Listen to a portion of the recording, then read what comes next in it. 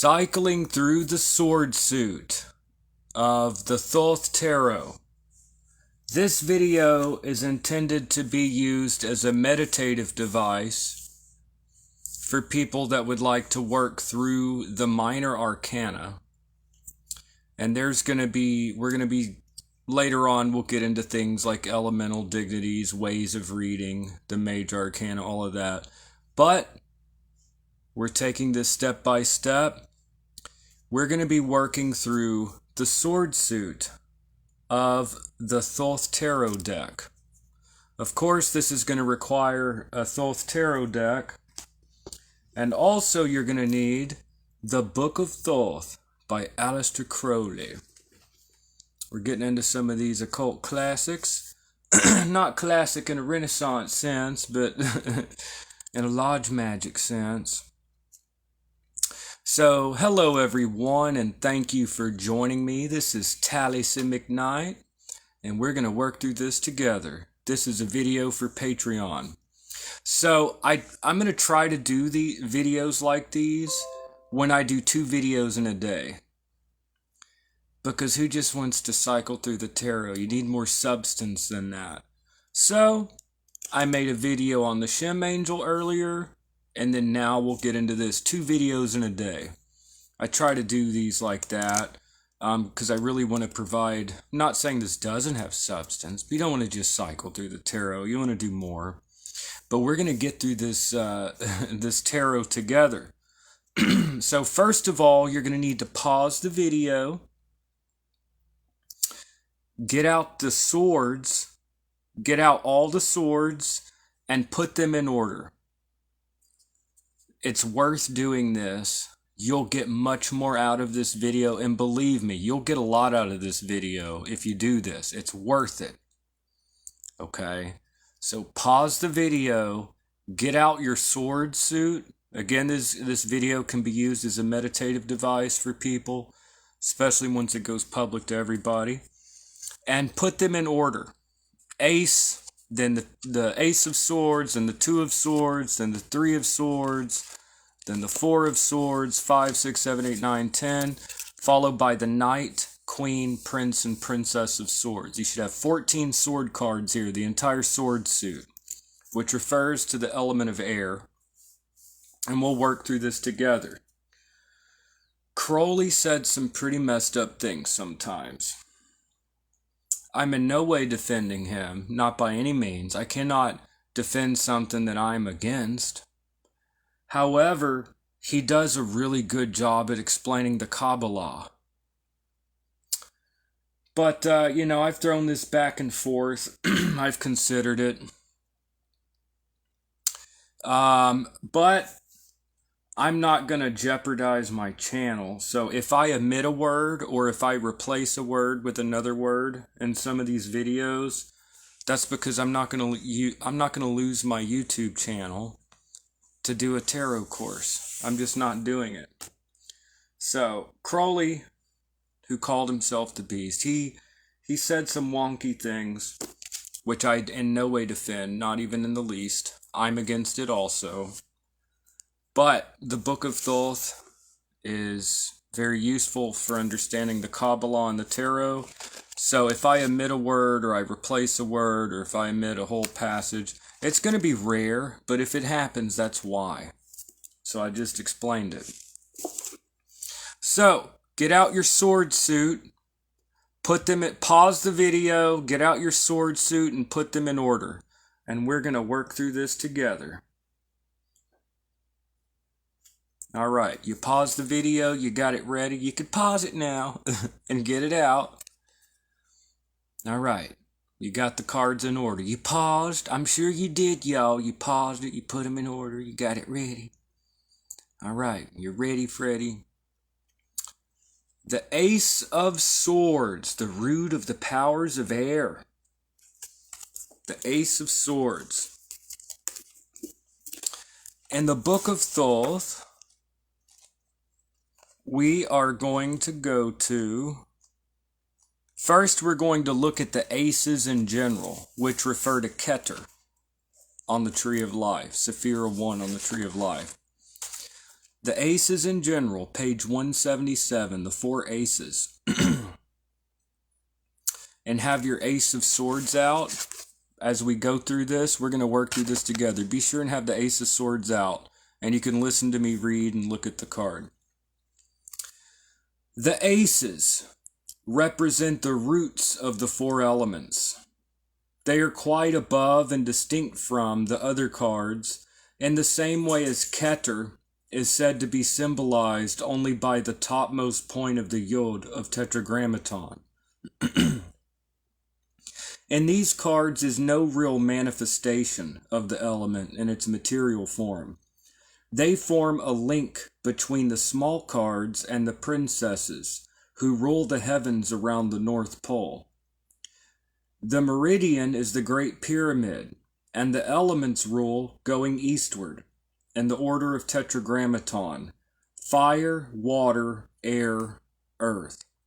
Thus, roughly speaking, aces, princesses, wands cover Asia, cups, the Pacific Ocean, swords, the Americas, discs, Europe and Africa.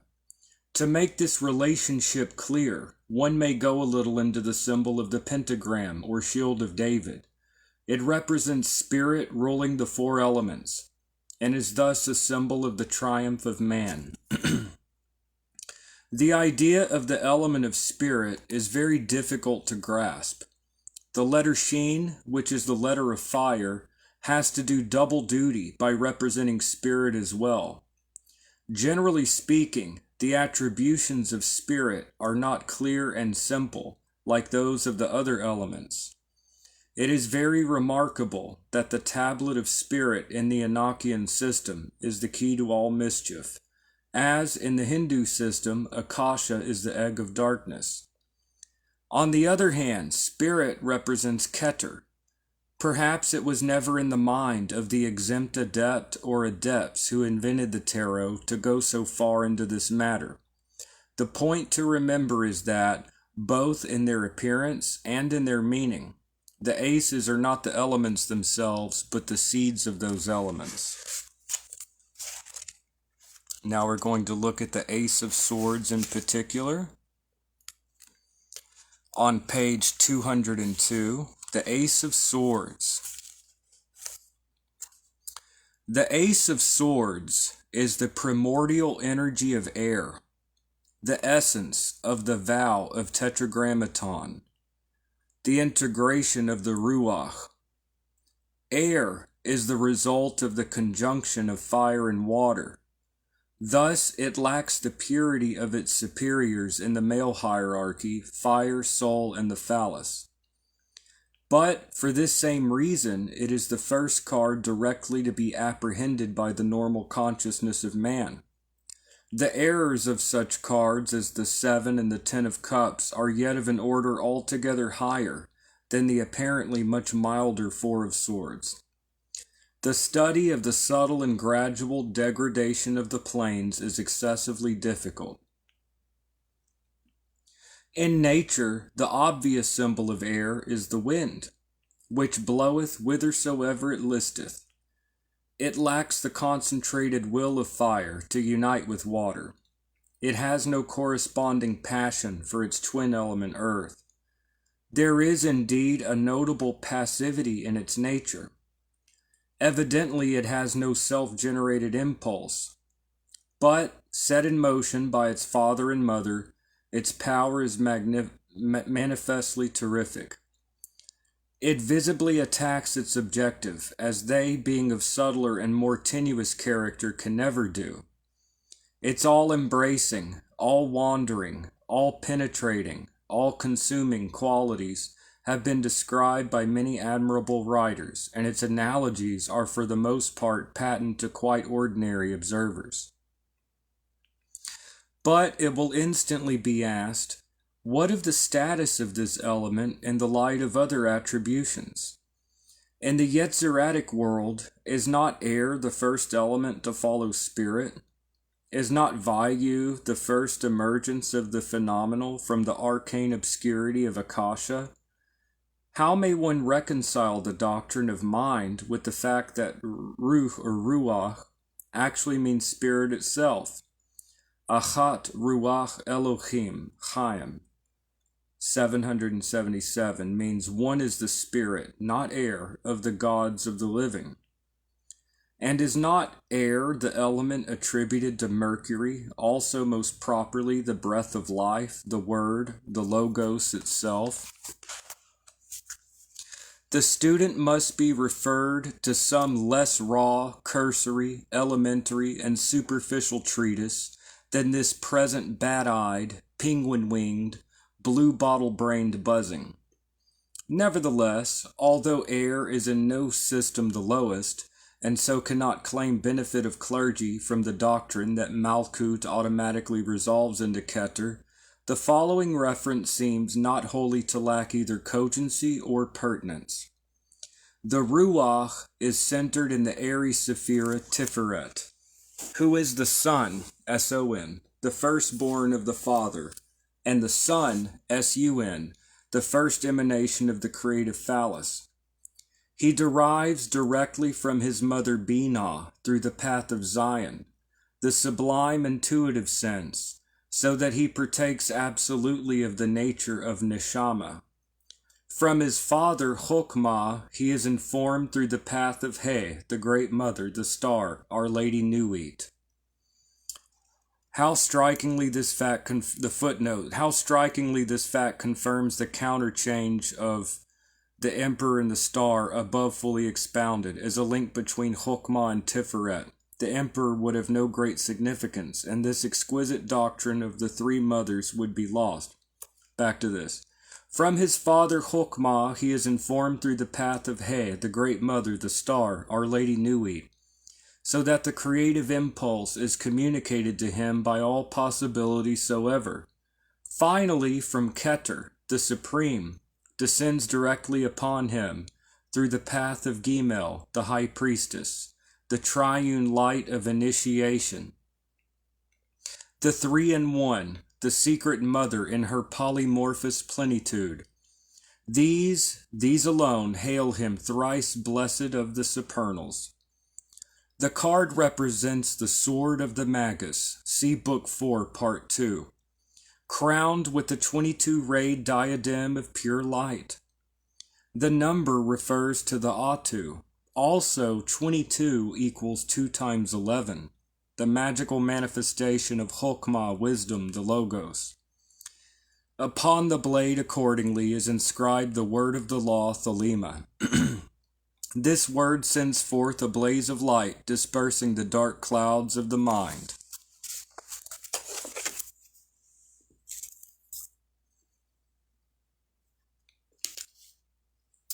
The Two of Swords. Peace. First, we look at the twos in general. Page 177. The 4 twos. And be sure and get out.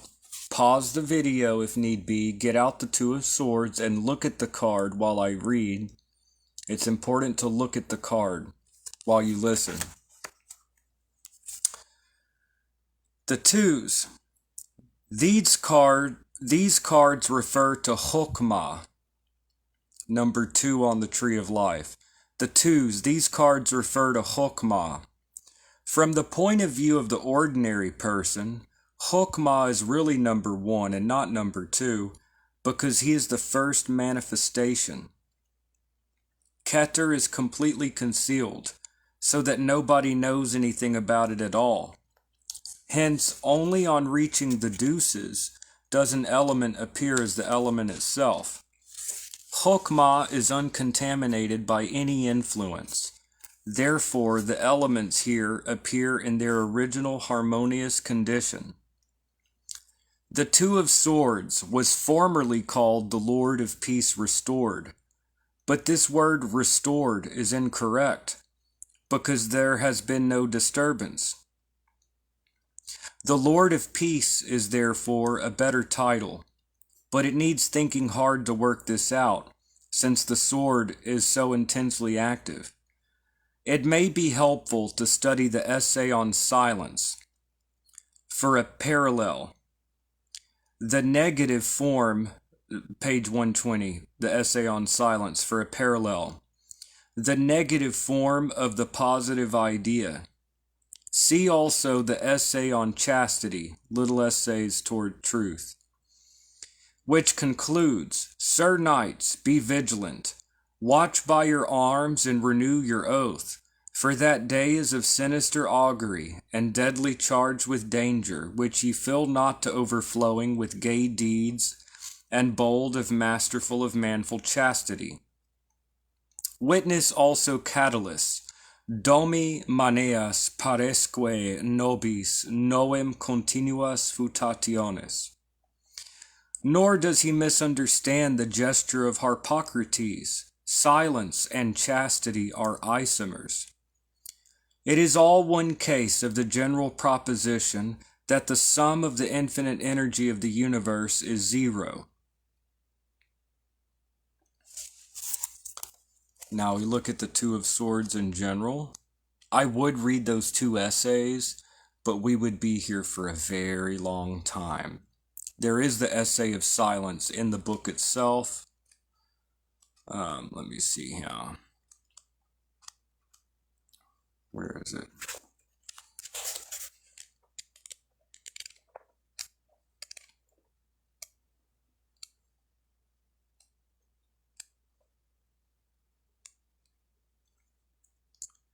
Page 120. Oh, man, it's a lot. Should I? Damn. We'll be here forever. I'm not going to read the essay on chastity from Little Essays Towards Truth. We'll get through this. This is also from Little Essays Towards Truth. Silence. Of all the magical and mystical virtues, of all the graces of the soul, of all the attainments of the spirit, none has been so misunderstood, even when at all apprehended, as silence. It would not be possible to enumerate the common errors. Nay, it may be said that to think of it at all is in itself an error. For its nature is pure being, that is to say, nothing, capital N. So that it is beyond all intellection or intuition. Thus, then, the utmost of our essay can be only a certain wardenship, as it were a tiling of the lodge, wherein the mystery of silence may be consummated. For this attitude there is sound traditional authority.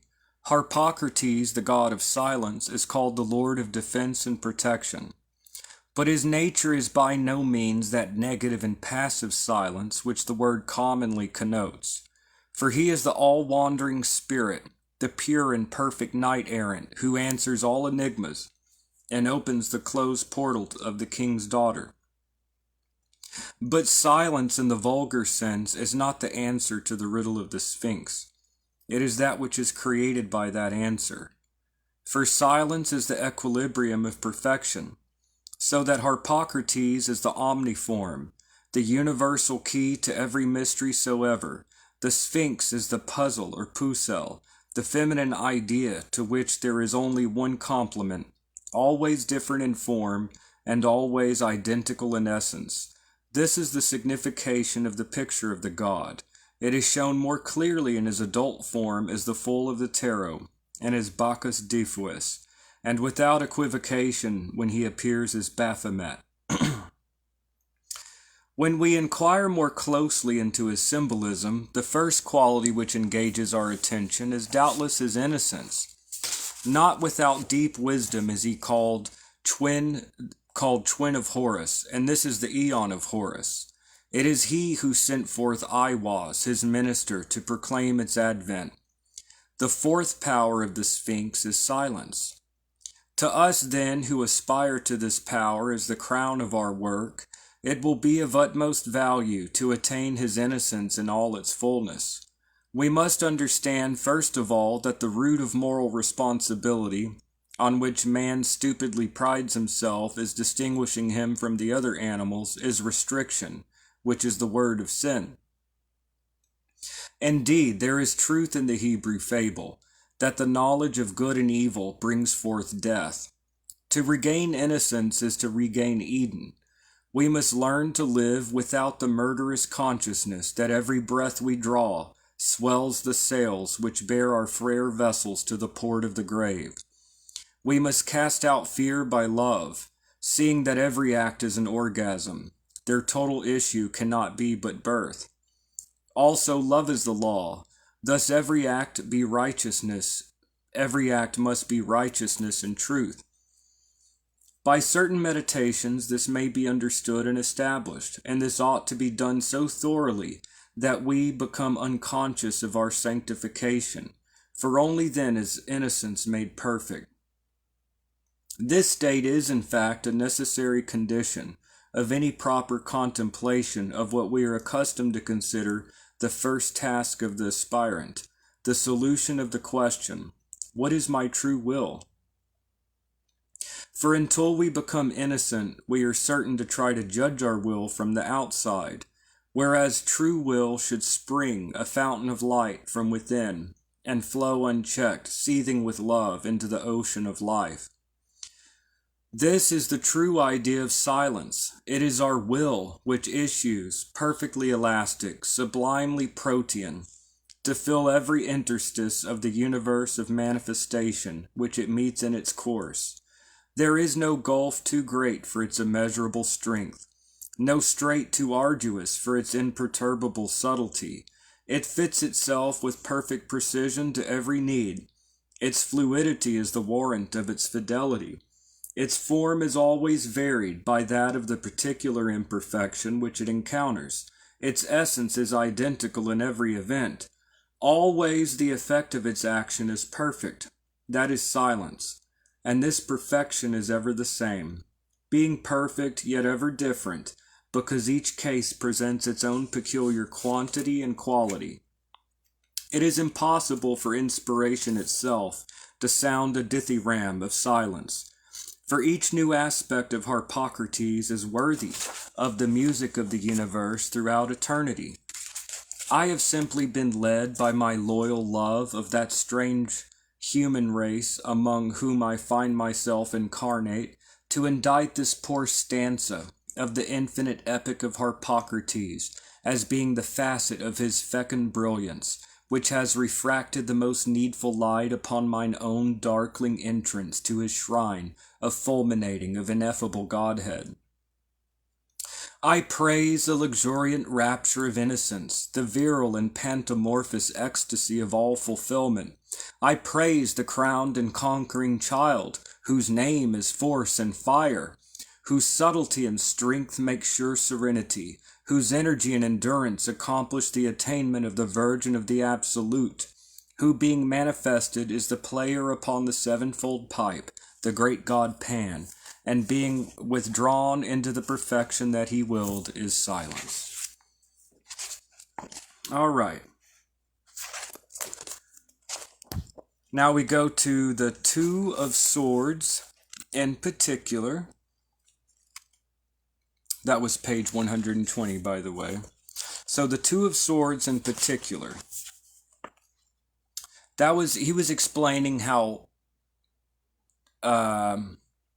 why is the sword so intensely active? It looks aggressive, and yet it's peace. It has to do with +1 plus -1. How duality manifests the zero. 0 equals 2, and so he was writing about silence, or the nothingness, capital N. All right. Bunch of Kabbalah and stuff. Okay. Page 203, Peace, the Two of Swords.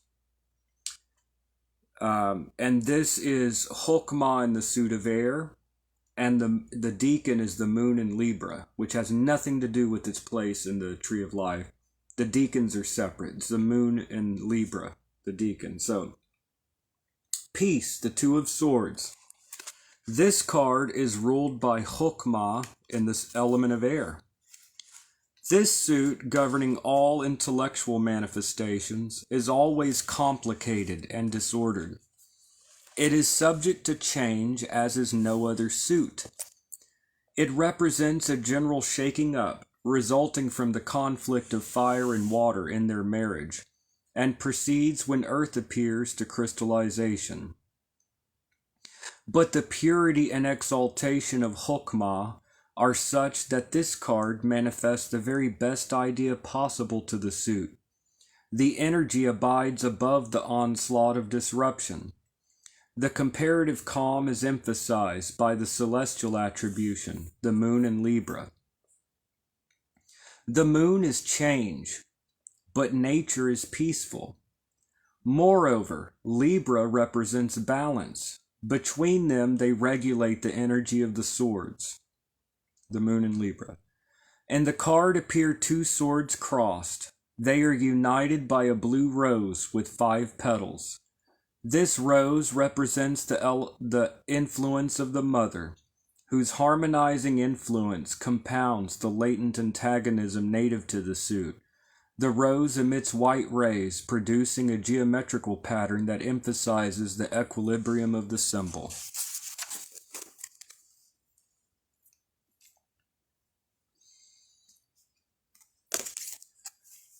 Now we get out the 3 of Swords, sorrow. Binah in the suit of air. The deacon is Saturn in Libra. First, we look at the 3s in general. Page 178. These cards are referred to Binah. The 3s. These cards are referred to Binah. In each of them is expressed the symbolism of understanding. The idea has become fertilized. The triangle has been formulated.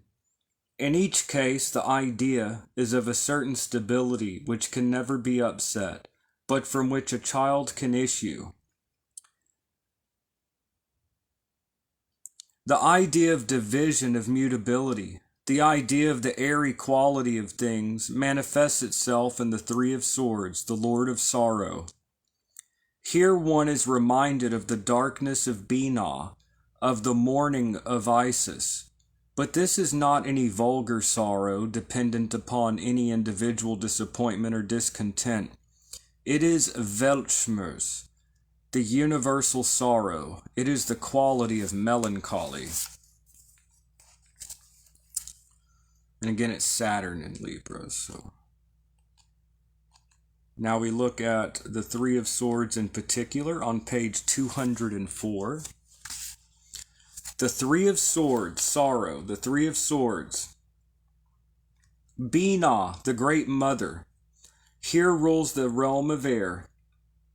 This fact involves an extremely difficult doctrine, which must be studied at length in the Vision and the Voice, Aether 14. We're not doing that today. Binah is here not the beneficent mother completing the Trinity with Keter and Chokmah.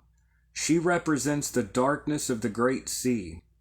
This is accentuated by the celestial lordship of Saturn in Libra. This card is dark and heavy. It is, so to speak, the womb of chaos. There is an intense lurking passion to create, but its children are monsters. This may mean the supreme transcendence of the natural order. Secrecy is here, and perversion. The symbol represents the great sword of the magician, point uppermost. It cuts the junction of 2 short curved swords. The impact has destroyed the rose. In the background, storm broods under implacable night.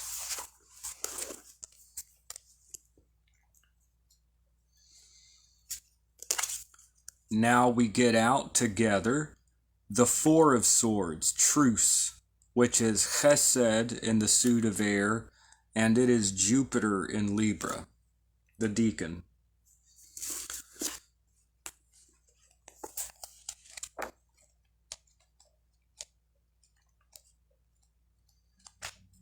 The 4s in general, page 179. The 4s. These cards are attributed to Chesed. The connection between the number 4 and the number 3 is extremely complex. The important characteristic is that 4 is below the abyss. Therefore, in practice, it means solidification, materialization. Things have become manifest. The essential point is that it expresses the rule of law.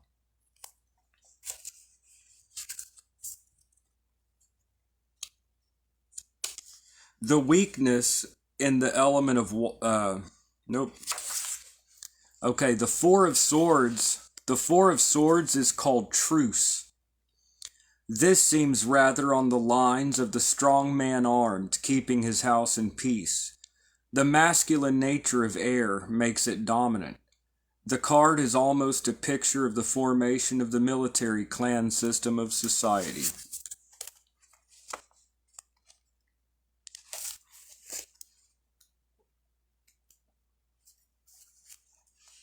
Page 205, Truce, the Four of Swords.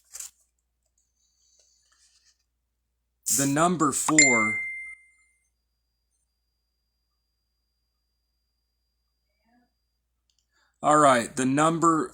truce, the Four of Swords.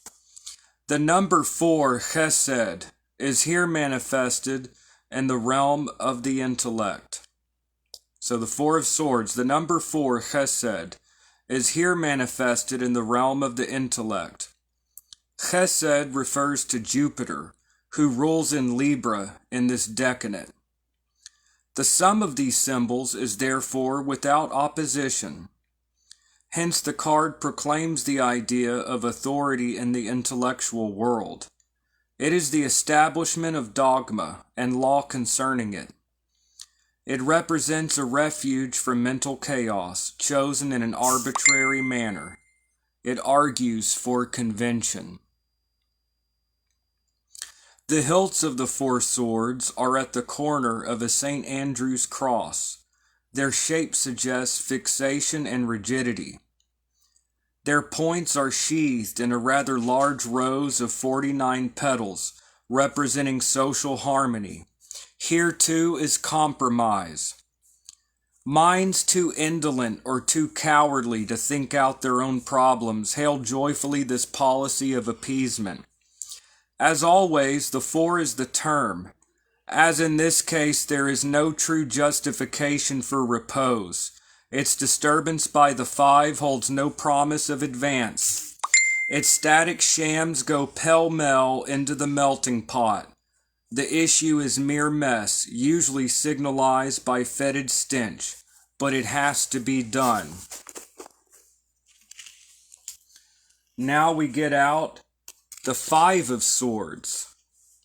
The Five of Swords, defeat. And this is Geberra in the suit of air. The deacon is Venus in Aquarius. All right, so we go to page 180, the fives. In the Naples arrangement, the introduction of the number 5 shows the idea of motion coming to the aid of that of matter. This is quite a revolutionary conception. The result is a complete upset of the statically stabilized system. Now appear storm and stress. This must not be regarded as something evil. The natural feeling about it is really a little more than the reluctance of people to get up from lunch and go back to the job. In the Buddhist doctrine of sorrow, this idea is implicit, that inertia and insensitiveness must characterize peace. The climate of India is perhaps partly responsible for this notion. The adepts of the white school, of which the tarot is the sacred book, cannot agree to such a simplification of existence. Every phenomenon is a sacrament. For all that, a disturbance is a disturbance. The Five of Swords is similarly troublesome. The card is called defeat. There has been insufficient power to maintain the armed peace of the four. The quarrel has actually broken out. This must mean defeat, for the original idea of the sword was a manifestation of the result of the love between the wand and the cup. It is because the birth had to express itself in the duality of the sword and the disc that the nature of each appears so imperfect. Page 205, Truce, the Four of Swords, which again is Geber in the suit of air. The deacon is Venus in Aquarius. And again, the deacons have nothing to do with the Tree of Life attribution. So, page 205, Truce, the Four of Swords. I'm so sorry. No. Page 205, Defeat, the Five of Swords. Ugh. I hate doing that. But I'm doing it on, okay. 205, Defeat, the Five of Swords. Geber in the suit of air, the deacon, that has nothing to do with his place on the Tree of Life, is Venus in Aquarius. So, Defeat, the Five of Swords. Gebera, as always, produces disruption. But as Venus here rules Aquarius, weakness, rather than excess of strength, seems the cause of disaster. The intellect has been enfeebled by sentiment. The defeat is due to pacifism. Treachery may also be implied. The hilts of the swords form the inverted pentagram, always a symbol of somewhat sinister tendency. Here matters are even worse. None of the hilts resemble any of the others, and their blades are crooked or broken. They give the impression of drooping. Only the lowest of the swords points upwards, and this is the least effective of the weapons. The rose of the previous card has been altogether disintegrated. All right.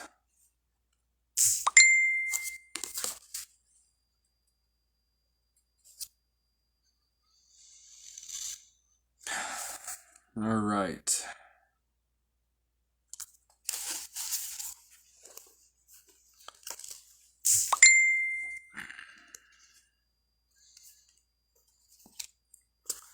All right.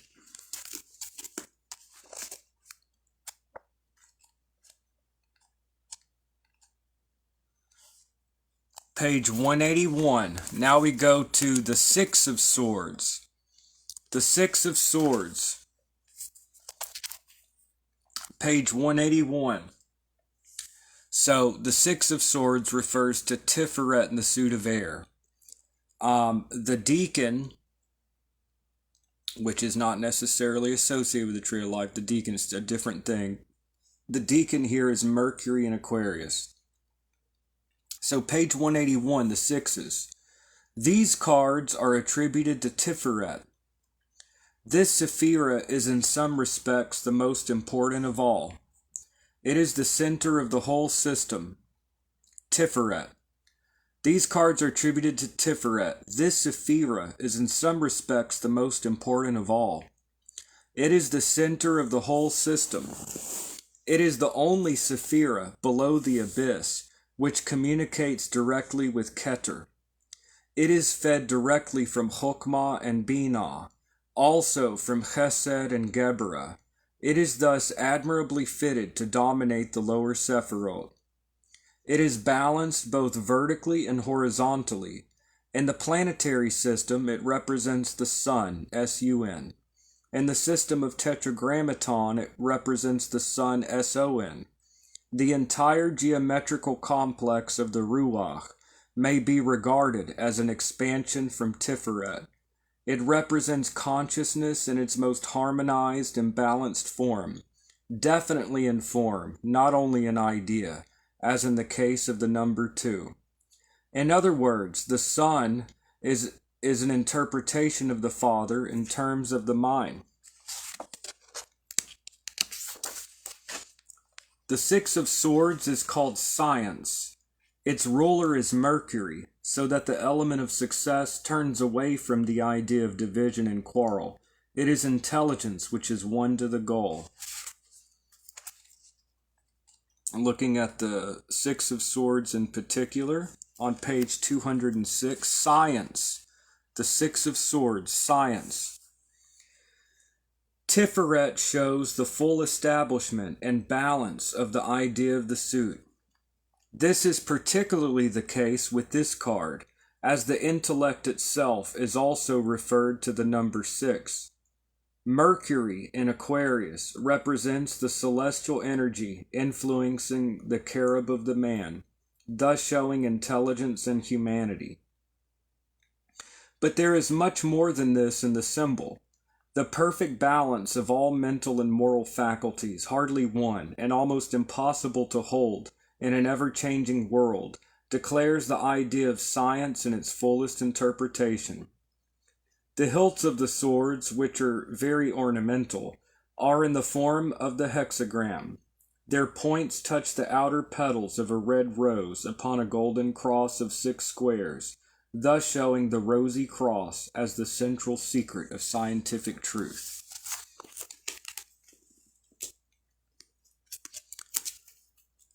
The 7 of Swords, futility. Netzach in the suit of air. The deacon is the moon in Aquarius. We look at the 7s in general, page 182. The 7s. These cards are attributed to Netzach. The position is doubly unbalanced, off the middle pillar and very low down on the tree. It is taking a very great risk to descend so far into illusion, and above all to do it by frantic struggle. Netzach pertains to Venus, Netzach pertains to Earth, and the greatest catastrophe that can befall Venus is to lose her heavenly origin. The 4 7s are not capable of bringing any comfort. Each one represents the degeneration of the element. Its utmost weakness is exposed in every case. The 7 of Swords is called futility. This is a yet weaker card than the 7 of Wands. It has a passive sign instead of an active one, a passive planet instead of an active one. It is like a rheumatic boxer trying to come back after being out of the ring for years. Its ruler is the moon. The little energy that it possesses is no more than dream work.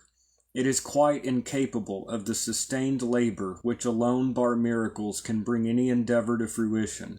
The comparison with the 7 of Wands is most instructive. Now we look at the 7 of Swords in particular. Page 207. Futility, the 7 of Swords. Netzach in the suit of Swords does not represent such catastrophe as in the other suits. For Netzach, the Sephira of Venus, means victory. There is, therefore, a modifying influence, and this is accentuated by the celestial rule of the moon in Aquarius. The intellectual wreckage of the card is thus not so vehement as in the 5. There is vacillation, a wish to compromise, a certain toleration. But, in certain circumstances, the results may be more disastrous than ever. This naturally depends upon the success of the policy. This is always in doubt as long as there exist violent, uncompromising forces which take it as a natural prey. This card, like the 4, suggests the policy of appeasement. The symbol shows 6 swords with their hilts in crescent formation. Their points meet below the center of the card, impinging upon a blade of a much larger upthrusting sword, as if there were a contest between the many feeble and the one strong. He strives in vain.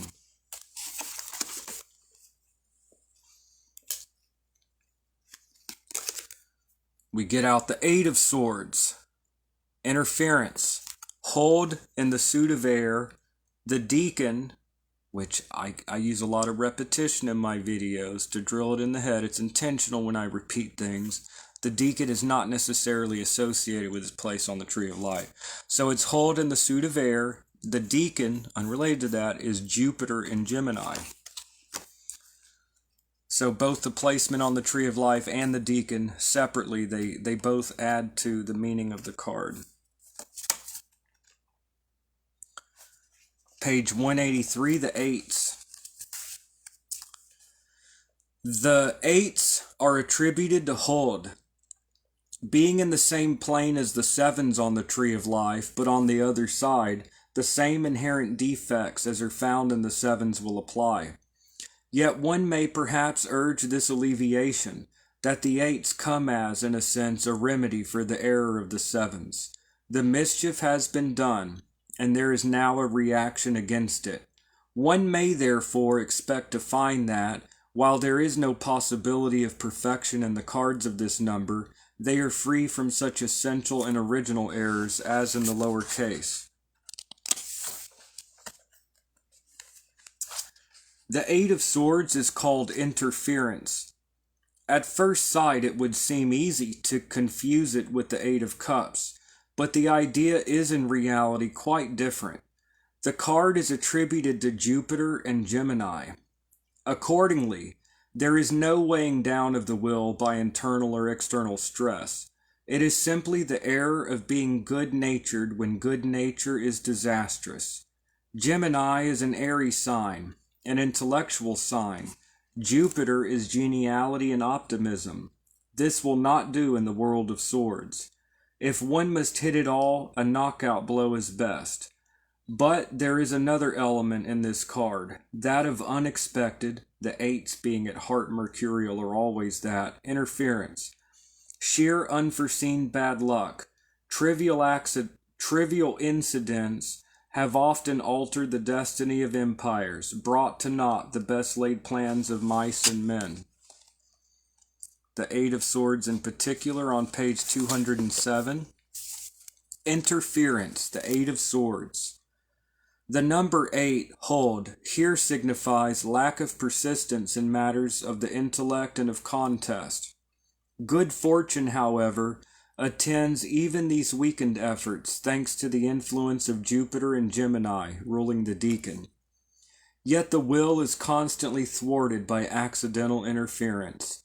The center of the card is occupied by 2 long swords pointed downward. These are crossed by 6 small swords, 3 on each side. They remind one of weapons peculiar to their countries or their cults. We see here the kris, the kukri, the kramisax, the dagger, the machete, and the yatagan.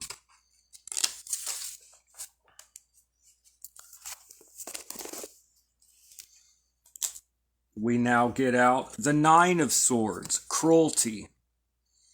The 9 of Swords, which is Yesod in the suit of air, Mars and Gemini. First we look at the 9s in general, page 185. The 9s. These cards are attributed to Yesod. After the double excursion into misfortune, the current returns to the middle pillar. This Sephira is the seed of the great crystallization of energy, but it takes place very far down the tree, at the apex of the third descending triangle, and a flat triangle at that. There is little help from low, unbalanced spheres like Netzach and Hod. What saves Yesod is the direct ray from Tiferet. This Sephira is in the direct line of succession. Each of these cards gives the full impact of the elemental force, but in its most material sense, that is of the idea of the force, for Yesod is still in Yetzirah, the formative world. Zoroaster says the number 9 is sacred and attains the summit of perfection. Egypt and Rome also had 9 major deities. The 9 of Swords is called cruelty. Here the original disruption inherent in swords is raised to its highest power. The card is ruled by Mars and Gemini. It is agony of mind. The Ruach consumes itself in this card. Thought has gone through every possible stage, and the conclusion is despair. This card has been very adequately drawn by Thompson in The City of Dreadful Night. It is always a cathedral of the damned. There is the acrimonious taint of analysis. Activity is inherent in the mind, yet there is always the instinctive consciousness that nothing can lead anywhere. Now we look at the 9 of Swords in Now we look at the 9 of Swords in particular. Page 208. Cruelty, the Nine of Swords. Again, these are Yesod in the suit of air. The deacon is Mars and Gemini. Cruelty, the Nine of Swords. The number 9, Yesod, brings back the energy to the central pillar of the Tree of Life. The previous disorder is now rectified, but the general idea of the suit has been constantly degenerating. The swords no longer represent the pure intellect so much as the automatic stirring of heartless passions. Consciousness has fallen into a realm unenlightened by reason. This is the world of the unconscious primitive instincts, of the psychopath, of the fanatic. The celestial ruler is Mars and Gemini, crude rage of hunger operating without restraint. Although its form is intellectual, it is the temper of the inquisitor. The symbol shows 9 swords of varying lengths, all striking upwards, all striking downwards to a point.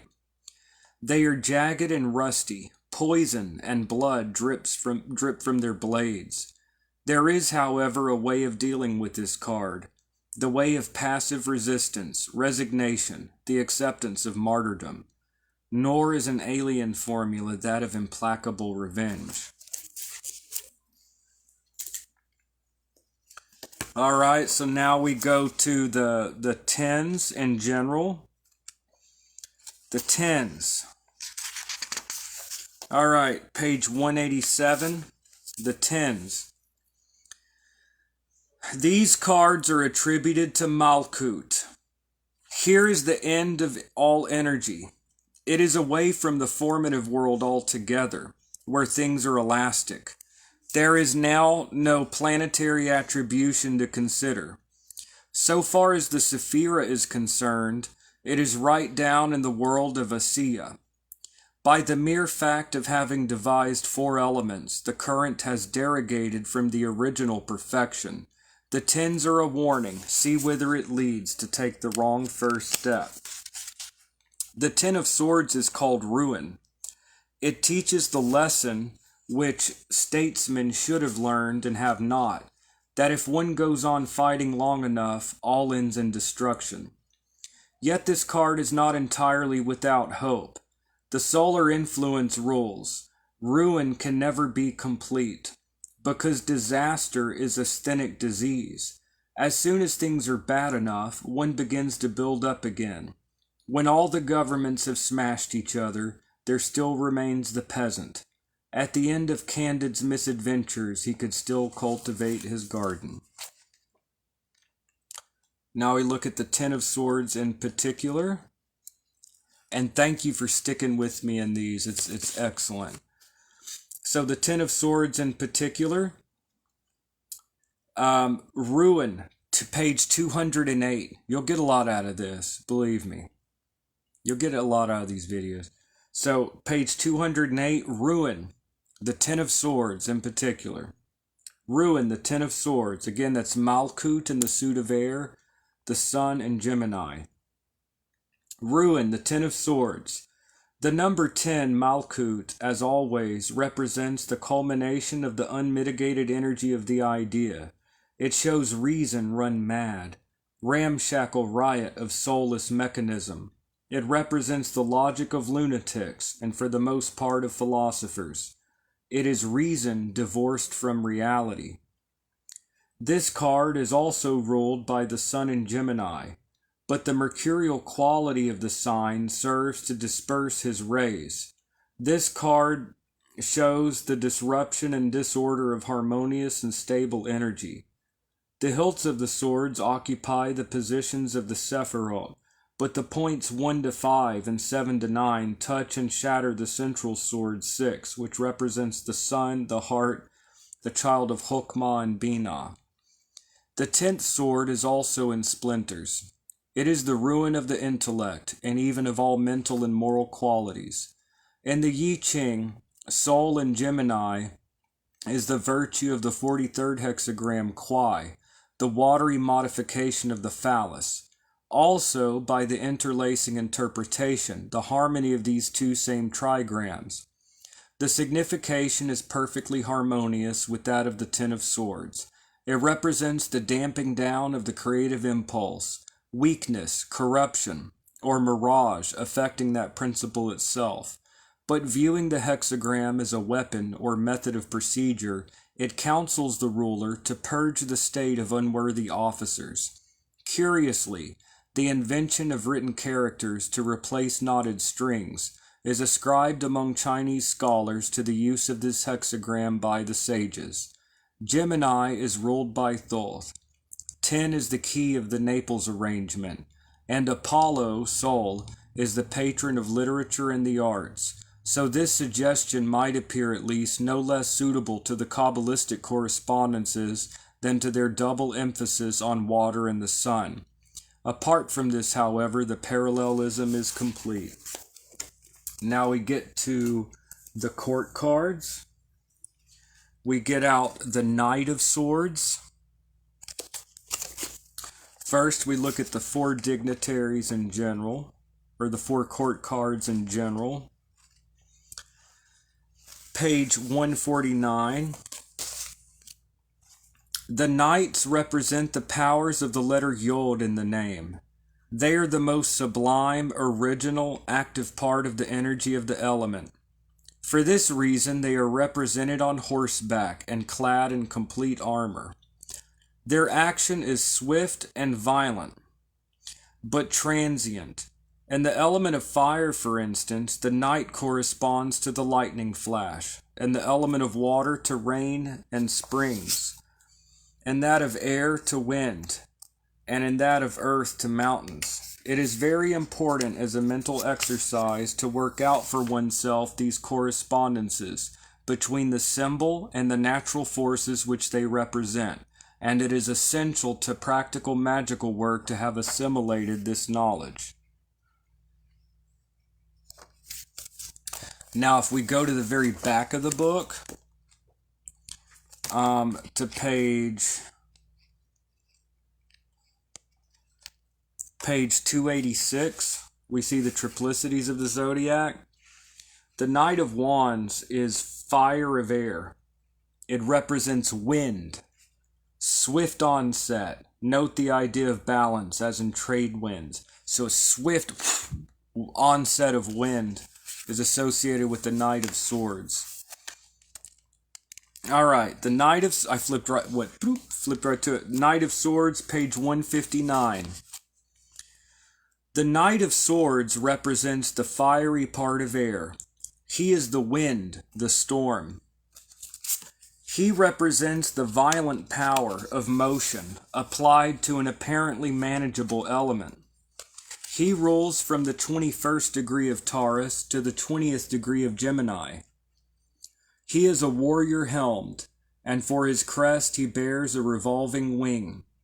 Mounted upon a maddened steed, he drives down the heavens, the spirit of the tempest.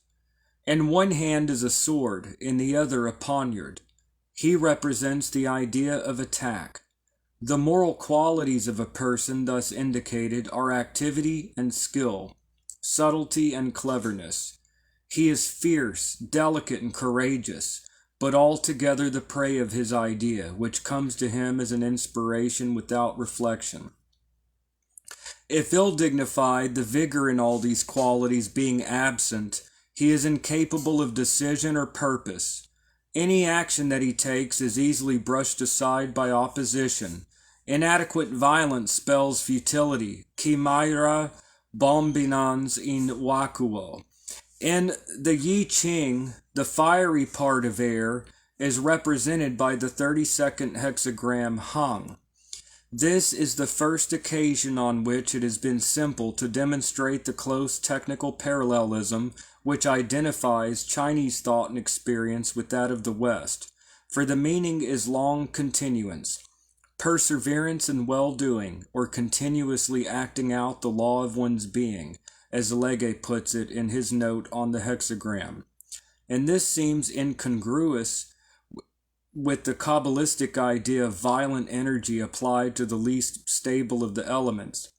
But the trigram of air also indicates wood, and the hexagram may have suggested the irresistible flow of the sap and its effect in strengthening the tree. This conjecture is supported by the warning in line 6. The topmost line divided shows its subject exciting himself to long continuance. There will be evil. Allowing this, the image of the extended flame of mind, as Zoroaster calls it, may well be subjoined to the former description. It is the true will, exploding the mind spontaneously. The influence of Taurus makes for steadiness, and that of the first decade of Gemini for inspiration. So let us picture him, integer vitae sclerisque purus, a light shaft of the ideal, absorbing the entire life in concentrated aspiration, passing from earthy Taurus to exalted Gemini. Here too is shown, as in the Yi, the danger to the subject of this symbol. For the first decan is the card called interference, or in the old pack, shortened force. So now we go on to the next one, the Queen of Swords. The Queen of Swords, so first we look at the four dignitaries. The four dignitaries, so we're going to go to page 150. The queens represent the letter He of the name. They are the complements of the knights. They receive, ferment, and transmit the original energy of their knight. Quick to receive that energy, they are also fitted to endure for the period of their function. But they are not the final product. They represent the second stage in the process of creation, whose fourth and last state is material realization. They are represented as seated upon thrones. This emphasizes the fact that they are appointed to exercise definite functions. Now, if we go to the back of the book, page 286, the Queen of Swords is water of air. Queen of Swords. Did I say something else earlier? Queen of Swords is water of air. Vibrations, bulk unmoved, spiritualized to reflect Ruach, mind. Now, the Queen of Swords in particular, we're going to go over here to the Queen of Swords, page 161, and get out the card. The Queen of Swords. The Queen of Swords represents the watery part of air, the elasticity of that element, and its power of transmission. She rules from the 21st degree of Virgo to the 20th degree of Libra. She is enthroned upon the clouds. The upper part of her body is naked, but she wears a gleaming belt and a sarong. Her helmet is crested by the head of a child, and from it stream sharp rays of light, illuminating her empire of celestial dew. In her right hand she bears a sword, in her left hand the newly severed head of a bearded man. She is the clear, conscious perception of idea, the liberator of the mind. The person symbolized by this card should be intensely perceptive, a keen observer, a subtle interpreter, an intense individualist, swift and accurate at recording ideas, in action confident, in spirit gracious and just. Her movements will be graceful, and her ability in dancing and balancing exceptional. If ill-dignified, these qualities will all be turned to unworthy purposes. She will be cruel, sly, deceitful, and unreliable. In this way, very dangerous, on account of her superficial beauty and attractiveness which distinguish her. In the Yi Ching, the watery part of air is represented by the 28th hexagram Ta Quo. The shape suggests a weak beam. The figure, excellent in itself, cannot support interference. Foresight and prudence, care and preparation of action are a safeguard, line 1. Advantage is to be won, moreover, by reliance on help from apparently unsuitable comrades, lines 2 and 5. This alien strength often supplies the defeat of inherent weakness, and may even create definite superiority to circumstance, line 4. In such an event, there may be temptation to undertake rash adventures, foredoomed to failure, but even so, no blame is incurred, line 6. The conditions of true will have been established, and the issue is compensated by the feeling that the right, however unfortunate course has been adopted. Such people acquire intense love and devotion from the most unexpected quarters. Now we get out the Prince of Swords. First, we look at the princes in general. On page 150, the princes represent the forces of the letter Vau in the name. The prince is the son of the queen, the old king's daughter, by the knight who has won her. He is therefore represented as in a chariot, going forth to carry out the combined energy of his parents. He is the active issue of their union and its manifestation. He is the intellectual image of their union. His action is consequently more enduring than that of his forebears. In one respect, indeed, he acquires a relative permanence because he is the published record of what has been done in secret. Also, he is the dying God, redeeming his bride in the hour and by the virtue of his murder. Page 286, heir of air is the clouds.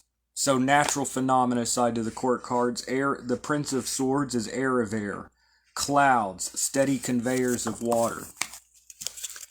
So now we go to the Prince of Swords in particular at the bottom of page 161. The Prince of Swords.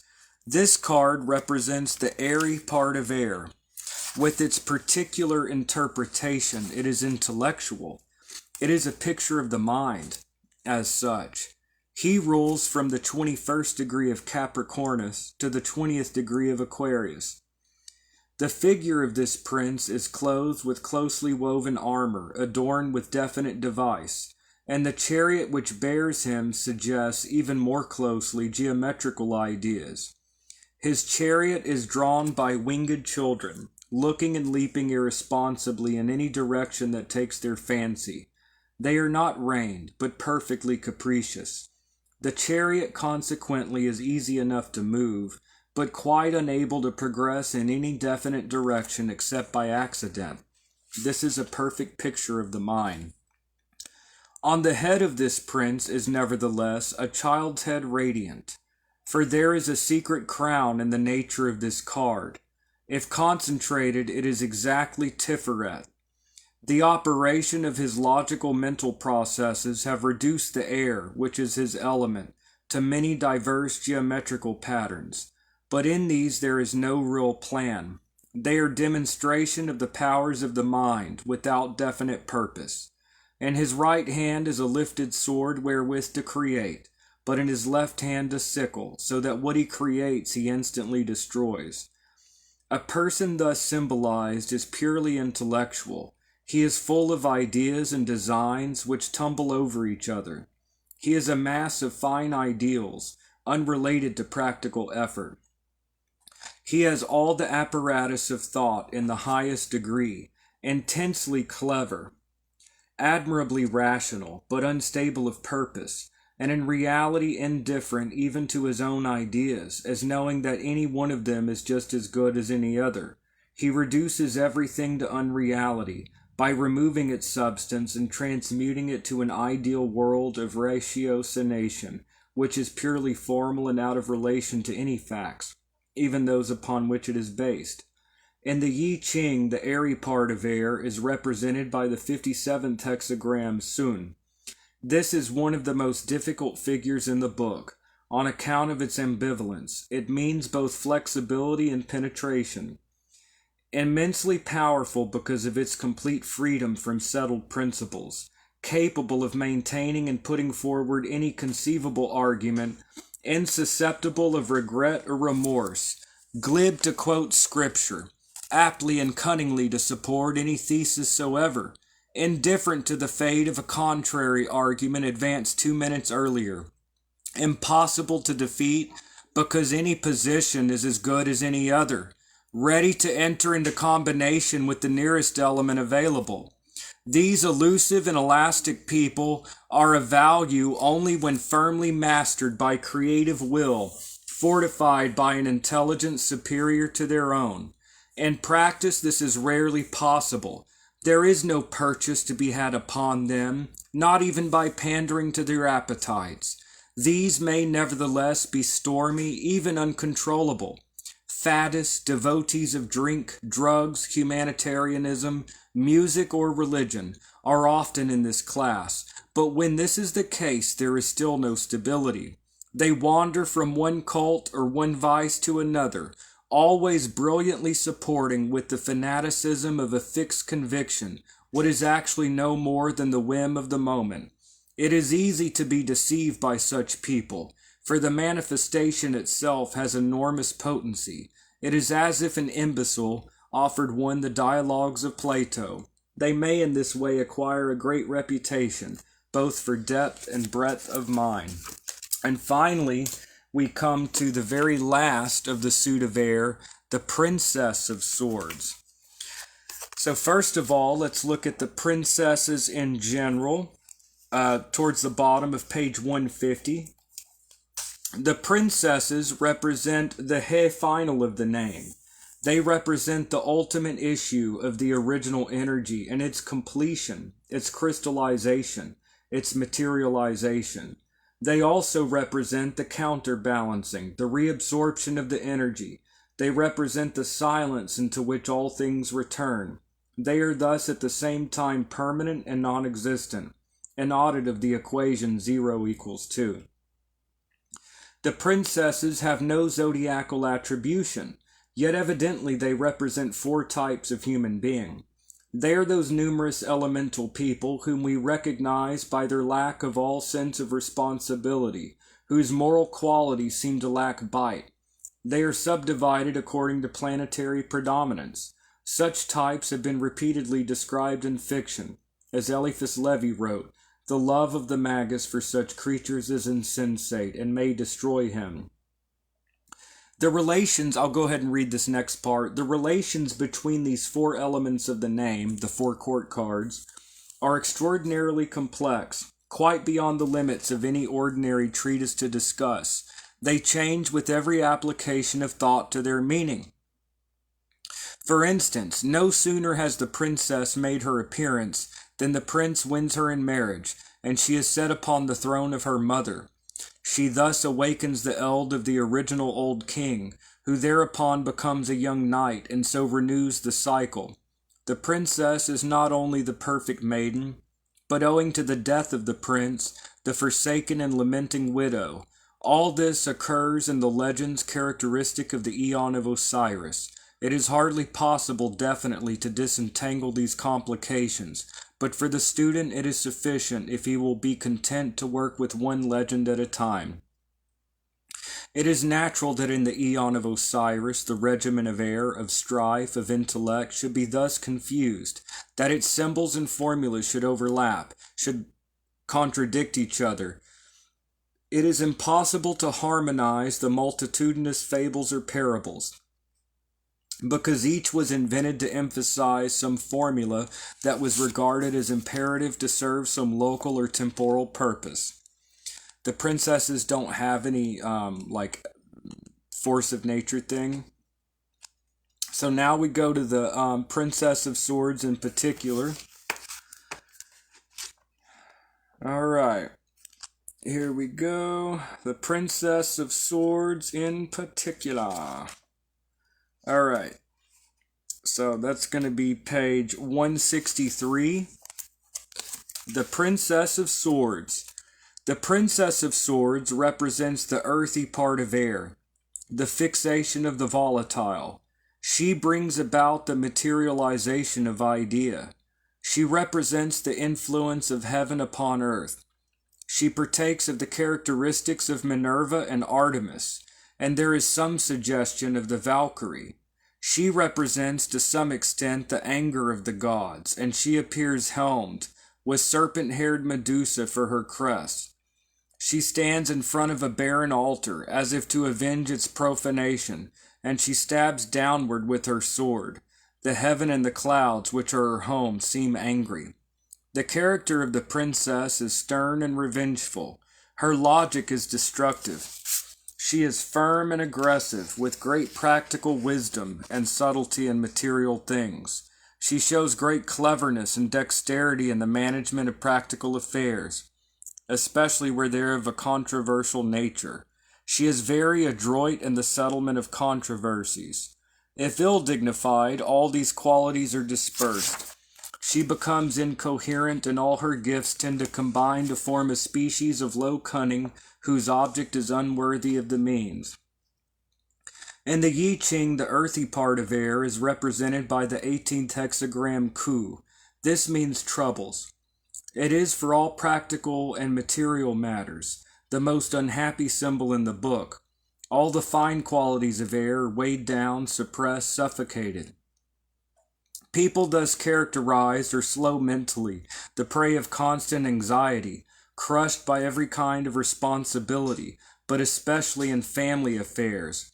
One of both of the parents will usually be found in the etiology. It is hard to understand line 6, which shows us one who does not serve either king or feudal lord, but in a lofty spirit prefers to follow his own bent. The explanation is that a princess as such, being the throne of spirit, may always have the option of throwing everything overboard, blowing everything sky high. Such action would account for the characteristics above given for the card when well dignified. Such people are exceedingly rare, and naturally enough they appear often as children of misfortune. Nevertheless, they have chosen aright, and in due season gain their reward. So we have cycled through the sword suit, and so this is a meditative device. I think that people will get a lot out of this. Listening to this whenever you get a chance, get the swords out, listen to this, look at the cards as we go through, and do this as a process, okay? So this will help you to internalize the tarot, not just the tarot itself and the meanings, but understanding Kabbalistically and astrologically why they represent those things. So we're going to go deeper into this, but anyways, that's 2 videos today. I did my Shim Angel video, then we did this at night, and then tomorrow I'm going to have some more stuff coming out. So I really appreciate y'all, and thank you so much. The hard work going into this will be rewarded. You'll get a lot out of this. So, and thank you so much for spending this time with me and doing this with me. It really means a lot. So, thank you so much, and I will see y'all in the next video.